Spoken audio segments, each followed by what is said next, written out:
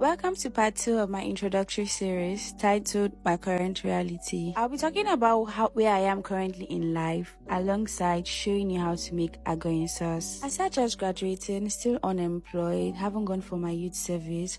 Right now, I am in my season of self-discovery. I am learning new things, forming new habits, unlearning some old ones, and also being kind to myself in the process. Discovering career paths, figuring out who I am and what's for me. At the same time, nurturing my love and interest for cooking, learning how to show up, be consistent, and put myself out there. Some days, I feel confident and excited. Other days, a mixture of uncertainty and anxiety.